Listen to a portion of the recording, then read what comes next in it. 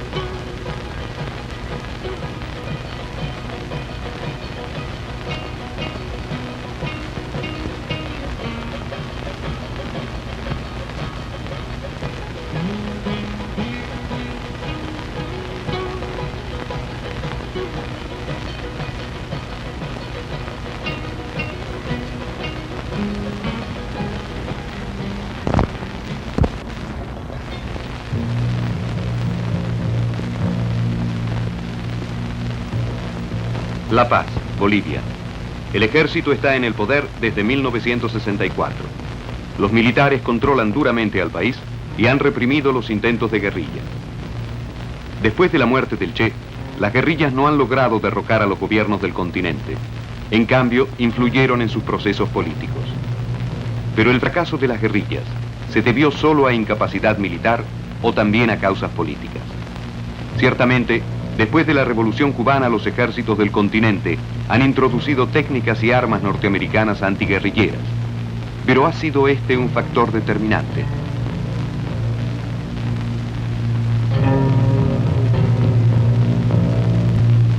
Se habla mucho de las armas creadas para oponerse a la guerrilla.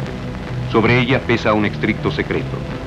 Pero hemos logrado visitar una de las más importantes fábricas de armas antiguerrilla cerca de Dallas. La fábrica está protegida por elaborados sistemas de televisión y de seguridad electrónica que hacen imposible la entrada. Envía sus productos a más de 20 países del mundo.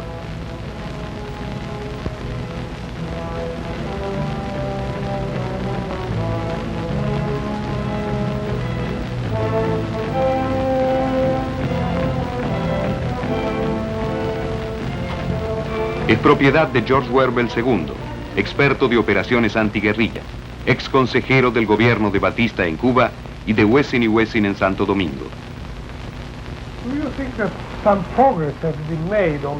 Los progresos tecnológicos de los armamentos son tan importantes para realmente impedir el éxito de la guerrilla hoy.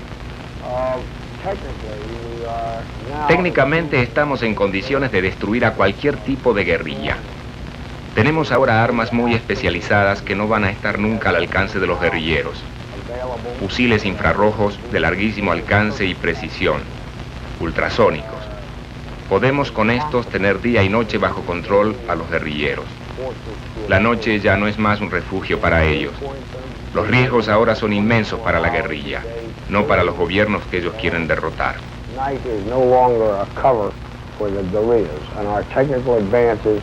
Are proving that the guerrilla now exists in a hazardous condition for himself rather than for the government against whom he is attempting to fight. ¿Y cuál ha sido su experiencia personal en la República Dominicana? ¿Ya estaba en la industria de armamentos? o en negocios? Or in business. Essentially, we were there in an advisory. Básicamente tenía una tarea de consejero con el gobierno dominicano. Desarrollábamos una actividad anticomunista, pero con financiamiento independiente del gobierno. Y como grupo también independiente. Independently financed group. What happened in the Dominican Republic is probably a classic example of how the communists of the world create a situation that works totally in their favor. And before Y antes de empezar esta industria de armamentos, ¿cuál era su ocupación anterior? were your previous occupations? Well, essentially I was involved in Bueno, public relations, básicamente estaba ocupado en relaciones públicas de tipo gubernamental. working on growing, Además tenía un negocio de plantaciones de banana en la República Dominicana. also in an agricultural business, growing bananas in the Dominican Republic. And you also had ¿Y some tenía interest también in intereses en Cuba? I had a lot of interest in Cuba, and of course my Tenía muchos intereses en Cuba y desgraciadamente mi mayor interés quedó frustrado, ya que este consistía en intentar evitar la subida al poder de los comunistas en el 59. También tenía intereses económicos, pero no quiero hablar de esas cosas. Pero en el caso boliviano, ¿cuál fue la real capacidad militar de los guerrilleros? ¿Lograron constituir un real peligro para los generales bolivianos? Escuchemos a otro profesional de la lucha antiguerrillera, el mayor Harvey Wallender, en Washington. ¿Qué juicio tiene la guerrilla planeada por el Che? Bueno, usted ha empleado el término planear. Yo dudo que esto haya existido. De cualquier manera, uno de los asuntos que quedaron claros de toda la cuestión boliviana es que el Che no había preparado ningún plan alternativo, ningún plan de emergencia. Como resultado se encontró con que estaba perdiendo su avituallamiento sin saber qué hacer, encontrándose más o menos atrapado, siendo solo cuestión de tiempo que los Rangers lo agarraran y terminaran el combate. Can you give us some detail of why? ¿Y cree usted que Guevara habría ganado si ustedes no hubiesen entrenado a los bolivianos? Bueno, esto es muy probable, pero no tengo duda que entonces los argentinos, o los chilenos, o los peruanos, o los brasileños hubieran entrado en combate, liquidando a Guevara. Hay que recordar que Guevara en Bolivia estaba sin ningún soporte real, luchando en contra de una fuerza militar eficiente. No habría tenido ninguna chance. Para las fuerzas antiguerrillas que hemos entrenado en estos países, hubiera sido un juego. La sola conclusión a la cual se puede llegar es que Guevara o era inconsciente o no era capaz de conducir una verdadera operación guerrillera. Usted recordará que sus operaciones en Cuba fueron prácticamente mantenerse en las montañas. He estudiado mucho las operaciones que hicieron en contra de Batista y no eran nada sofisticadas. Se trataba de bloquear carreteras, trenes, atacar cuarteles, pero nada de las complicadas maniobras y emboscadas propias de las guerrillas y contraguerrillas. Piense lo que ha sido esto en Malaya, en Vietnam o en el mismo Perú. Hay que ser una fuerza militar de verdad. Y los hombres de Guevara no lo eran. Eran solo una banda de individuos vagantes por Bolivia que esperaban algún milagro, el mismo que ocurrió en Cuba. Estos milagros no ocurrirán más, porque ahora los países están preparados. Tienen cursos de entrenamientos antiguerrillas, técnicas especiales, armas especiales, y las guerrillas ahora ya no tienen ninguna posibilidad. Che Guevara was considered a very good soldier. Pero Guevara en la historia queda como un buen soldado y un teórico de la guerrilla. El libro que le escribió difundió la guerrilla en toda América Latina. ¿Qué opina usted sobre esto? You asked me about Guevara as a soldier. Usted me pregunta sobre Guevara como soldado, como teórico y como político. Empecemos por este último. Yo creo que Guevara era un líder natural, básicamente interesado en problemas internacionales y en cuestiones muy complejas de marxismo, capitalismo, etc. Pero ciertamente no era un oficial. No sabía dirigir sus hombres en el campo como se entiende en su diario. Ciertamente había un problema de confianza entre Guevara y Castro. Y el verdadero problema de Guevara como teórico es el que no conocía su trabajo. Usted me ha citado su famoso libro. Es antes que todo una extrapolación de un manual publicado por los soviéticos en la Segunda Guerra Mundial. Un manual, además, muy sencillo. Básicamente un manual de Boy Scouts sobre cómo vivir en un bosque, no lo que sirve para entrenar hombres para el combate. Leyendo el diario, se ve cómo el Che ponía siempre a sus hombres en situaciones en que él se perdía, no sabía dónde estaba. Sus hombres se ahogaban porque no sabían cómo cruzar un río, casi se murieron de hambre porque no tenían planes de avituallamiento. Hasta llegaron a morirse de sed, porque no sabían dónde había agua. Como un soldado táctico, creo que Guevara era menos capaz que el sargento medio del ejército americano, o de cualquier verdadero ejército. Creo que no hubiera podido llegar a un cargo de oficial en ningún ejército del mundo. Su muerte demuestra que hay que saber lo que se está haciendo. Che Guevara no estaba preparado, y por esta razón, él y sus hombres han muerto. Él se sentía responsable hacia sus ideas, no hacia sus hombres. Ciertamente tampoco hacia los bolivianos, y dudo hacia cualquier latinoamericano. Che Guevara estaba en Bolivia para una mayor gloria de sus ideas. Esto a veces hace en la historia grandes hombres y grandes sucesos, pero yo creo que normalmente hace grandes desastres. Esta es la opinión de un profesional de la máquina de guerra más grande del mundo, el Pentágono. Según él, el fracaso se debe a incapacidad militar. Vamos a La Paz para conocer el punto de vista boliviano. La guerrilla me decían el Camba. Bueno, ¿y usted estuvo en la guerrilla desde qué día hasta qué día? Bueno, yo entré a Ñancahuazú el 11 de diciembre del 66. ¿Y terminó cuándo? He caído preso el 27 de septiembre del 67. O sea, una semana antes del Che. Sí. ¿Y usted acompañó al Che en toda la expedición hasta prácticamente la zona de La Higuera? Sí, hasta La Higuera. ¿Y usted cayó preso en la emboscada de La Higuera? No, escapé de esa emboscada porque hemos salido en desbande los 4 que quedamos vivos. La guerrilla, desde un punto de vista militar, ¿no fue un fracaso entonces? Sí, ha sido un éxito más bien, ¿no? Porque pese a que no éramos más que 35 combatientes, hemos resistido como 7 meses. Entonces, ¿cuáles son las fallas que ha tenido la guerrilla, su manera de ver? Bueno, en primer lugar ha sido una falla política. El problema del acuerdo que se debía haber tomado, ¿no?, entre las guerrillas y el partido comunista, con los dirigentes del partido. Hubiese entrado de acuerdo el Che con el partido, hubiera coordinado, incluso hubiera cedido la dirección de las guerrillas al partido, entonces el partido hubiera entrado de lleno. Era un compromiso, ¿no?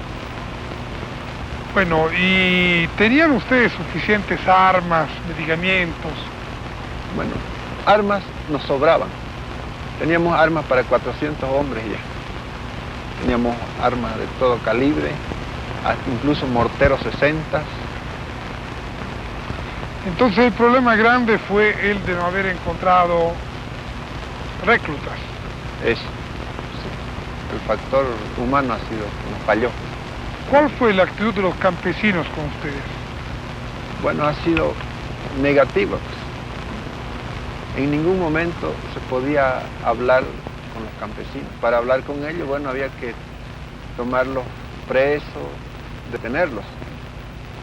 ¿Tenían problemas de idiomas también? Idiomas, sí, ese es otro factor que contribuyó a la derrota de la guerrilla, ¿no? Porque de todos los que estábamos combatiendo, habían quechos, aymarás y castellanos, pero no había ni un guaraní, y esa zona es netamente guaraní en el campo.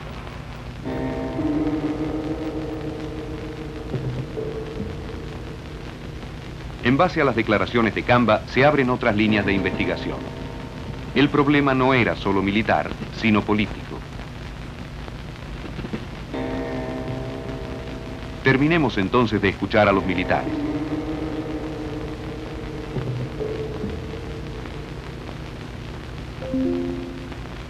He aquí a un personaje clave, el general Centeno Anaya, quien dirigió a los Rangers bolivianos en las operaciones contra el Che.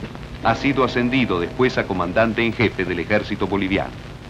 Usted ha sido muchos años director de la Escuela de Guerra Boliviana. ¿Cuál es su juicio como militar sobre el Che? La personalidad de un conductor en este tipo de operaciones está definida indudablemente entre otros factores por su combatividad, por su estoicismo y por la convicción por la conciencia que tiene de la convicción de que la causa que motiva su actividad es justa. Desde el punto de vista de la combatividad, tanto Che Guevara como los guerrilleros mostraron una extraordinaria capacidad de maniobra y de decisión y de combatividad. Desde el punto de vista del estoicismo, supieron superar todas las servidumbres y dificultades que impone la vida en campaña. Y por supuesto que tenían conciencia de los propósitos y fines que perseguían. De modo que estimo que podemos considerar y estimo que tanto desde el punto de vista de combatividad, de estoicismo y conciencia, mostraron mucha efectividad. Escuchemos a otro militar boliviano, el mayor Rubén Sánchez, que fue capturado por los guerrilleros en uno de los primeros choques con el ejército, actualmente exiliado. Mayor, ¿qué opinión tiene usted como militar de la capacidad de los guerrilleros al mando de Ernesto Che Guevara en Bolivia? En realidad usted sabe de que las guerrillas surgieron en el momento no previsto por el grupo guerrillero. Es decir, surgió la guerrilla cuando ellos todavía estaban en preparación y tuvieron la necesidad obligadamente de preparar una emboscada. Entiendo yo que después lo analicé, que fue precisamente en el periodo de preparación. De principio, cuando tomé yo el campamento de Ñancahuazú, pude comprobar la excelente organización defensiva que habían hecho en los 3 o 4 o 5 campamentos que ellos habían construido escalonadamente en una quebrada de Ñancahuazú. Se veía cómo ellos tenían un criterio táctico e inclusive estratégico en el sentido defensivo de construir las posiciones.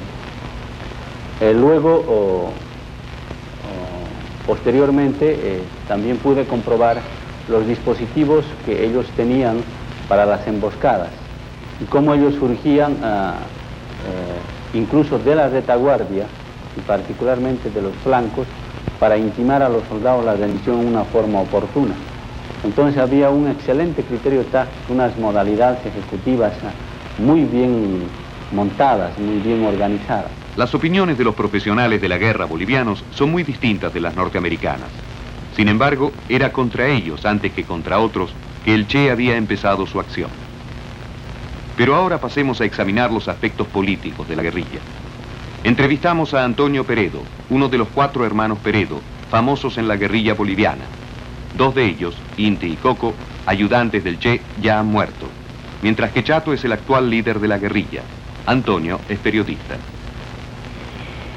Hoy se considera que el Che llevó un plan utópico de guerrilla que le costó la vida frente a la indiferencia de todos los bolivianos. ¿Cuál era el plan del Che? El plan de Che esencialmente era político. Visto desde este punto, no creo que haya sido un fracaso y me parece a mí que en todo Bolivia están de acuerdo con esta idea. La llegada del Che a Bolivia está vinculada a una situación política específica. se había producido una larga experiencia de nacionalismo revolucionario en Bolivia en el curso de la década del 50, terminada negativamente, digamos, el 64. Ahora bien, a partir de ese momento se produce una dictadura militar de tipo fascista, de tipo secante, que había producido ya diversas masacres en las minas. Dentro de ese contexto político, el Che considera que Bolivia es un punto neurálgico de la situación latinoamericana y que desde ese punto se puede irradiar la lucha revolucionaria a través de gran parte del continente. Hay que considerar que para el Che, y así lo dice en muchos de sus escritos, y como lo sostiene cualquier revolucionario, la guerrilla es un método. Lo importante no es la guerrilla en sí, sino la lucha revolucionaria. Como lucha revolucionaria, aún con su fracaso militar, si es que se puede llamar así, la lucha política del Che es un éxito por las consecuencias que ha tenido, no solamente en Bolivia, sino en el resto de Latinoamérica. ¿Cuáles fuerzas calculaba el Che de tener como apoyo? El apoyo que el Che consideraba posible en Bolivia estaba cifrado fundamentalmente en base al Partido Comunista de Bolivia. Mucho antes de que se iniciara la guerrilla, hubieron conversaciones entre dirigentes del Partido Comunista y el Che. Conversaciones en las cuales se establecieron en principio las condiciones políticas, por supuesto, en que el Partido Comunista iba a apoyar. Sobre todo, fundamentando esto en el hecho de que esencialmente la guerrilla iba a estar formada por cuadros del Partido Comunista, como indudablemente ocurrió, aunque estos cuadros tuvieron que retirarse del Partido Comunista para ingresar a la guerrilla. Ahora bien, esto en un sentido práctico. En un sentido más amplio, se consideraba con justeza, y también los dirigentes que participaron en la guerrilla, que el apoyo iba a venir de amplios sectores del proletariado. Esto se verificó indudablemente en Bolivia. Poco tiempo después de iniciada la guerrilla, esto es en el mes de junio, los trabajadores mineros de los tres principales centros se reunieron en una conferencia específica en la cual ellos acordaron un apoyo moral, material y físico, esas eran las palabras que utilizaron en su documento público, de apoyo a la guerrilla. ¿Cómo se evidenció esto? Un ofrecimiento de envío de hombres, de materiales. Hay que considerar que en Bolivia los mineros son un sector que todavía tiene armas, producto de la lucha revolucionaria de principios del 50. Y en dinero, a través de un descuento de un día de haber de todos los trabajadores de esos tres centros, que conforman un número de aproximadamente 25.000 trabajadores. Esta disposición, esta resolución de los mineros, determinó una reacción inmediata del gobierno. Algo así como 10 días después de producida la conferencia de los trabajadores mineros, el ejército entró a saco en los tres centros mineros en una noche de fiesta y produjo una masacre cuyo resultado fue alrededor de 90 personas muertas, dato oficial que muchos consideran mucho menor del que realmente fue. Entre los muertos se encontraban mujeres y niños. Esa masacre fue el tributo de sangre que dio el trabajador minero a la lucha guerrillera iniciada por el Che. ¿Cuáles serían los factores que hicieron fracasar este plan del Che? La falta de una red urbana que estaba confiada al Partido Comunista. La defección del Partido Comunista hizo que no existiera esa red urbana y por lo tanto no había un vínculo entre la guerrilla y los centros urbanos. Desde el momento de iniciarse la guerrilla, esta quedó aislada de los centros urbanos. En segundo lugar, un problema táctico que se presentó en el desarrollo de la guerrilla. La división del cuerpo guerrillero por una circunstancia fortuita que fue la necesidad de sacar del campo de batalla, por así decir, a 3 personas que no tenían nada que hacer con él, que no iban a participar en la lucha: Debré, Bustos y el periodista Roth. Para esa operación hubo necesidad de dividir el cuerpo guerrillero. La retaguardia quedó atrás en una maniobra diversionista, pero lamentablemente no se produjo el reencuentro de las dos fuerzas. El resto de la lucha, los 5 meses siguientes, fueron de búsqueda incesante entre ellos, que redujeron indudablemente en forma considerable la actuación de la guerrilla.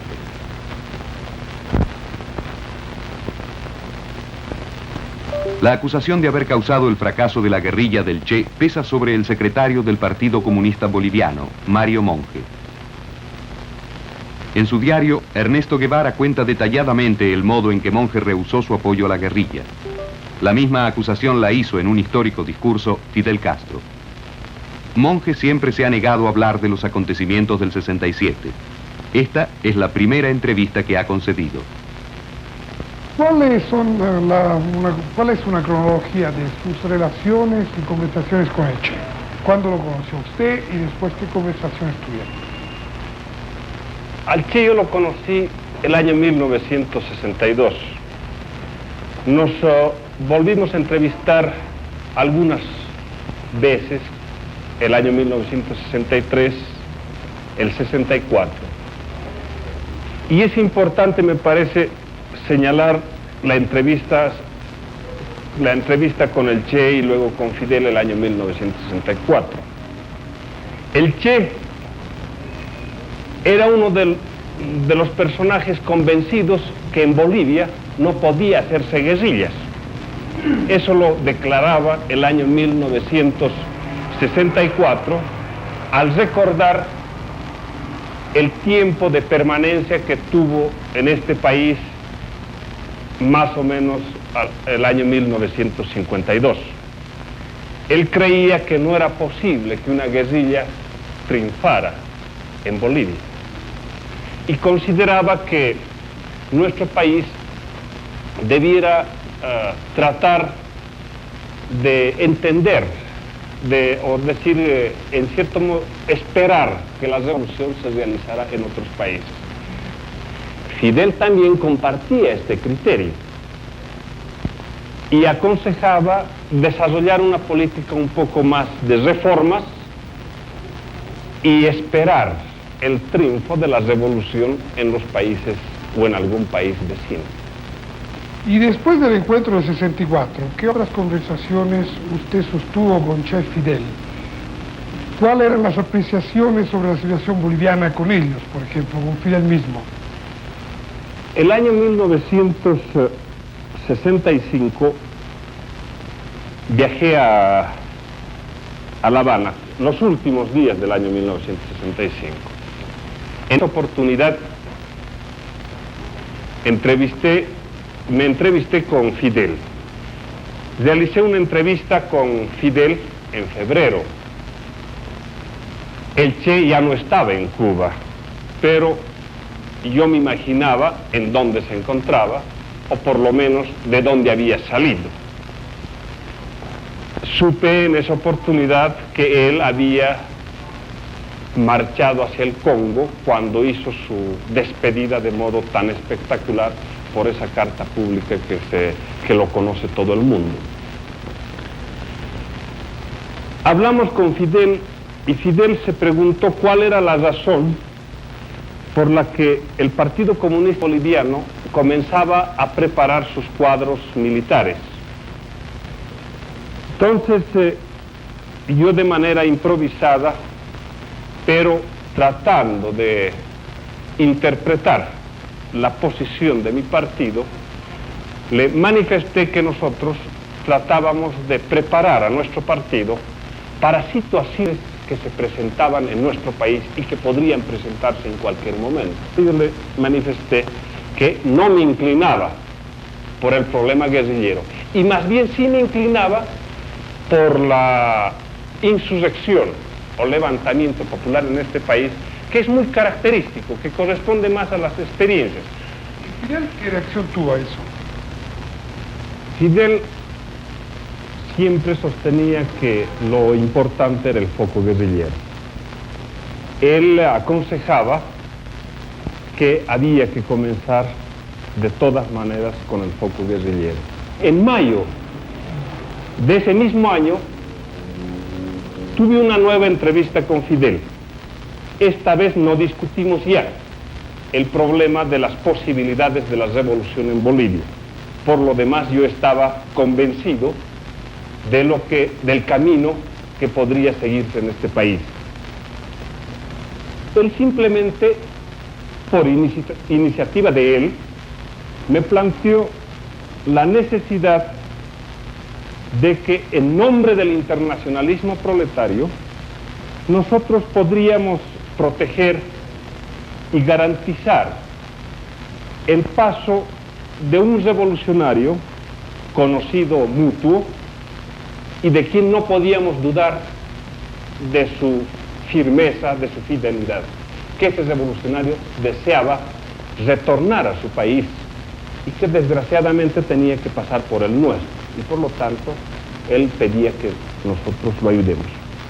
Yo acepté, me parecía que era mi obligación ayudar al paso de un revolucionario por este país. No sabía exactamente de qué se trataba, pero me imaginaba. ¿En qué año fue eso? Mayo del año 1966. En el mes de agosto se me planteó la posibilidad de una entrevista con el Che. Yo me sentí feliz de poder hablar con el Che, pero les respondí de que no era el momento. Más o menos le hablo de agosto. Y en septiembre surgen algunas malas interpretaciones o incomprensiones entre nosotros y los propios cubanos. La presencia de Debré en cierta medida me coloca en una situación incómoda. Yo soy muy susceptible y creo que él es parte de una cosa extraña, que en realidad se están violando ciertas relaciones que hubo. Se estaba presionando de diferente modo para que nuestro partido pudiera ingresar en esa lucha. La dirección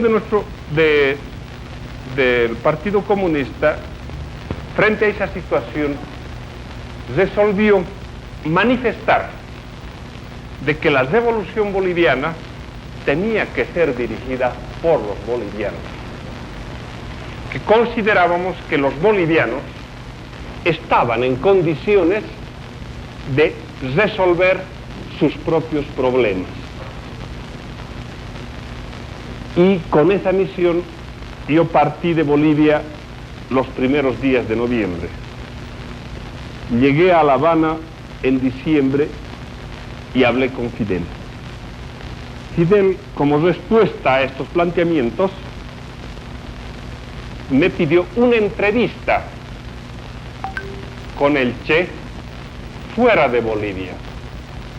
Él me señaló o me indicó que el Che no se encontraba en Bolivia y que la entrevista podría ser en un lugar fronterizo. Yo llegué a Bolivia el día 24 de diciembre. 23, quién sabe. Con la seguridad de que tendría que volver a salir para una entrevista con el Che. Pero yo suponía que el Che estaba en Bolivia. Muchos elementos de juicio me hacían suponer que en realidad se estaba trabajando no de modo muy claro. La entrevista con el Che en cierta medida me dio la pauta. Él inició la conversación manifestando que era necesario hacer algunas aclaraciones de parte de él para que pudiese haber un clima de sinceridad en la discusión sobre los problemas que se iban a conversar. Y concretamente él dijo: quiero pedirte disculpas, te hemos engañado, no pudimos explicarte nuestros planes, sé que no has podido entenderte con el compañero cubano que estaba aquí, él es más militar que político, no te podía comunicar todo, pero estamos aquí. Y esta región es mi territorio liberal. Entonces, de un modo concreto, yo le planteé la necesidad de que la revolución boliviana debiera ser dirigida por los bolivianos. Más concretamente, de que se creara un organismo, un comité, no solo donde esté el Partido Comunista, sino otras fuerzas revolucionarias, y que creía que existían gentes capaces de llevar adelante la revolución, y yo estuve dispuesto a someterme a esa dirección. Pero no consideraba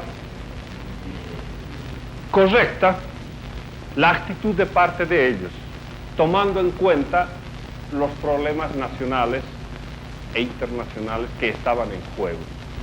Ellos no habían llevado en cuenta la situación. Era comprensible. ¿Por qué?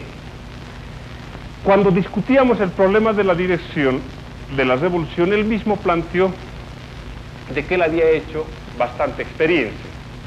Había visto lo que ha ocurrido en el Perú el año 1963, en la Argentina en el 64, lo que pasó en el Congo, y que él consideraba que debían ellos encabezar o dirigir una revolución, que no podían subordinarse a otra fuerza, ya que ellos estaban en condiciones de llevar adelante. Y que habían elegido este país porque habían hecho una evaluación de algunas características. Primero, un ejército débil, un gobierno reaccionario como el de Barrientos, una burguesía débil, que podían ser derrotados. Pero además, su intención inicial de ir a la Argentina o en forma alternativa ir al Perú no había sido posible, porque en la Argentina no existía nada, no tenían ellos un aparato, no tenían quienes los reciban. En el Perú menos, más bien las noticias que ellos recibían era en sentido de que la situación allí no era lo más favorable. Y la noticia diferente, de que en Bolivia los comunistas nos preparábamos para una situación. Yo tengo la impresión, de cierta manera, de que el Che quiso convertirse en el fulminante de una dinamita que la preparábamos nosotros. Quiso aprovecharse de una situación que la estábamos creando nosotros, preparando nuestros propios cuadros con la ayuda de ellos indudablemente. Y tratar de arrastrarnos mediante esa situación a una lucha que se puede explicar de una manera más clara cuando un ayudante de él decía que nosotros no tendríamos más alternativa que sumarnos a esa lucha. Y yo le expuse al Che el criterio que tenía sobre la revolución boliviana, que ya lo había manifestado a Fidel casi un año antes, y también había ido repitiendo mucho antes. Le planteé la necesidad de levantar, de preparar en escala nacional un partido, una organización militar capaz de impulsar una revolución en un momento de crisis, que hayan ciertas condiciones. Entonces, él me dijo, yo no te puedo dar la dirección revolucionaria, no te puedo dar la dirección porque tú no crees en la guerrilla. Tú tienes planes diferentes. Tú estás preparando, tú crees en una insurrección, en un levantamiento de carácter nacional, sin fecha, sin tiempo fijo, esperando la agudización o la presentación de algunas contradicciones. Yo le dije, sí, tú me entiendes, así yo pienso, porque no creo que esto pueda llevar a la revolución. Entonces, continuó la conversación, se hizo un círculo vicioso, porque él seguía argumentando sobre sus puntos de vista y yo sobre los míos, y él anotó eso de que en efecto no podíamos entendernos, que hablábamos dos cosas diferentes. Yo le dije, soy consciente y muy sincero de lo que estoy haciendo y diciendo.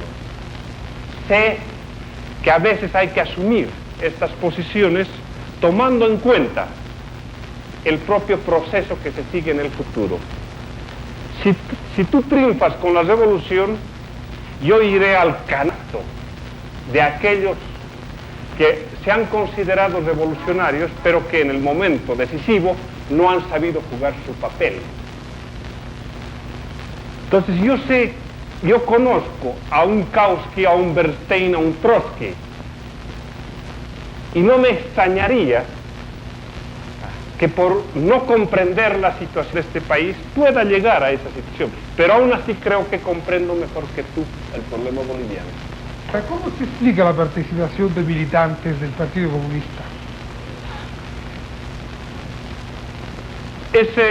La explicación no es muy difícil. Primero, para la protección del paso de un revolucionario por este país, yo entregué a algunos compañeros a colaborar al compañero cubano que se encontraba en este país. Y además acepté que ellos pudieran transmitirnos sus experiencias. Y ellos utilizaron esos contactos para reclutar a los camaradas de mi partido en función de su propia posición política. Si ustedes examinan con seriedad, con responsabilidad todos los documentos, no han de encontrar un lugar donde exista un compromiso del Partido Comunista o de cualquier dirigente individualmente para colaborar con la guerrilla del Che en el país. No hay. Es más, el Che, al comenzar su diario, habla sobre la posibilidad de ganar al partido, a la guerrilla. Él, en su diario, muestra la existencia de dos líneas, una del partido y una de ellos, cuando les plantea alternativa a nuestros militantes. El diario del Che, el diario de Pombo, plantea en este sentido. Es más, Pombo en su diario manifiesta que el Partido Comunista y yo dudábamos de la guerrilla, descartábamos la guerrilla, y sin embargo el Che aparece en este país.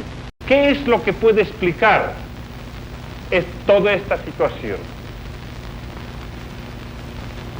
Habrá que llevar en cuenta lo que ocurrió en el Congo, habrá que llevar en cuenta desde su desaparición en Cuba, habrá que llevar en cuenta finalmente una situación de explicación ante la propia opinión pública.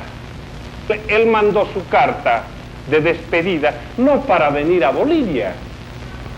Él mandó su carta de despedida para el Congo y él no podía pensar, ningún revolucionario puede pensar que va a ir primero al Congo, va a vencer y después va a ir a otro país y también va a vencer. No, se supone que él iba allí y donde probablemente tendría que entregar su vida, pero cosa que no ocurrió por una serie de factores. Y entonces él se ve obligado a tener que salir del África y buscar una salida. Él mismo me dijo en la conversación, yo a Cuba no podía volver. Para mí se había cerrado eso. Yo me había despedido a paso marcial. Entonces tenía que buscar otro lugar donde aparecer. Y Bolivia se presentaba las condiciones por algunas cosas que nos llevaban y por el hecho de que nosotros estábamos en proceso de preparación que ellos lo conocían. ¿Cómo se llama usted? Yo soy el número 6 del primer grupo boliviano que se preparó para la lucha guerrillera en Bolivia, allá en La Habana. ¿En qué año fue eso? El año 1966. ¿Y cuántos eran ustedes? Éramos 9, todos bolivianos, y que estaba dirigido el grupo por Mario Monge, en aquel entonces primer secretario del Partido Comunista Boliviano. Pero ese grupo que se preparó para la guerrilla, ¿tenía conciencia, por lo que se refiere a Monge, de que iba a ser concretamente una guerrilla? Sí, existía una conciencia general en el grupo, y desde el primer momento en que logramos ingresar al entrenamiento en sí, sabíamos que estábamos preparándonos para poder hacer en Bolivia el primer foco guerrillero, indudablemente con características de una guerrilla ya liberadora. Pero no se hablaba en ese entonces de insurrección nacional, de preparar cuadros para una insurrección. No, en el grupo al cual yo pude, en el grupo en el cual pude participar, en ningún momento habló de insurrección popular. El grupo fue a prepararse, como les repito, para la guerrilla. Pero el entrenamiento no es la misma cosa para una insurrección o para una guerrilla. No, nuestro entrenamiento fue en todo el tiempo en el monte. En ningún momento nosotros hemos tenido, ni siquiera nos hemos ocupado de cualquier acción en las ciudades, ni en pequeños poblados. Y más aún, nuestro entrenamiento era tan rígido, puesto que sabíamos, tomábamos en cuenta, ya nos imaginábamos el terreno tan abrupto de la montaña boliviana. Entonces el entrenamiento relativamente era bastante fuerte. Así que usted considera que Monge era consciente de que se trataba de un foco guerrillero. Él estaba consciente porque él nos inyectó justamente aquel sentimiento guerrillero. Fue el primero que nos inyectó. ¿Y por qué usted cree que Monge después cambió de posición? Yo creo que Monge ha tomado esa actitud en vista de lo que pretendía dirigir el grupo boliviano, en primer lugar. Pese a que él sabía que no reunía ninguna condición para poder dirigir el grupo. Militarmente era un hombre cero, no tenía las más mínimas condiciones, un hombre bastante pesado, no tenía el más mínimo seguimiento militar que tiene que haber también en el guerrillero. ¿Y usted entró en la guerrilla finalmente? No tuve la suerte de entrar, puesto que en vísperas de incorporarme al movimiento fui tomado preso aquí en la ciudad. ¿Y tiene idea de por qué fue tomado preso? Realmente no tengo una evidencia, pero sí, algunos hechos me hacen pensar de que ha habido una delación de la propia dirección del Partido Comunista de Bolivia. ¿Y usted tiene prueba de que el Partido Comunista boicoteó la guerrilla de otra manera también? Sí, considero que el boicot que el Partido Comunista empezó a realizar en forma demasiado frontal es a partir más o menos de septiembre del año 66, cuando ya estaba montada la guerrilla en Bolivia. ¿Y el boicot fue grave para la guerrilla, a su manera de ver? Tan grave ha sido que ha logrado que fracasara, ¿No cree que la guerrilla hubiera fracasado de todas maneras? Tal vez, quién sabe.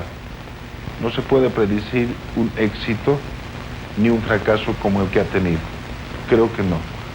Pero considero de que si el Partido Comunista hubiera seguido manteniendo su línea pro-guerrillera que la había mantenido hasta septiembre, octubre del 66, tal vez las derivaciones hubieran sido muy distintas. Porque se hubiera contado con un mayor número de combatientes, que se los ha frenado a muchos. En uno de esos casos soy yo, que en todo momento he recibido insinuaciones de que no debo ingresar a la guerrilla, puesto que era un militante del PC y como militante debería demostrar disciplina y en fin, una serie de argumentos. Considero de que si el Partido Comunista hubiera intervenido en su totalidad, los contactos urbanos, el problema logístico que ha tenido sus fallas, hecho notar en la guerrilla, hubiera incidido a que por lo menos aquello se prolongase, la lucha guerrillera. Y al prolongarse, considero de que especialmente en el área donde se ha luchado, existen campesinos de un bajo nivel, no solamente político, sino cultural mismo, hubieran hecho conciencia del papel que estaban desarrollando aquel grupo de jóvenes que luchó. Y podía haber existido la posibilidad de que se adhieran al movimiento guerrillero. La gente del campo, que era lo vital, que es lo que se pretendía. Y por otra parte se hubiera conseguido que gente de las ciudades también se vaya a incorporar a aquel movimiento. Mucho más, considero que hubiera tenido mucho más efecto al saber, especialmente la juventud revolucionaria, que quien comandaba aquel movimiento era el comandante Che Guevara.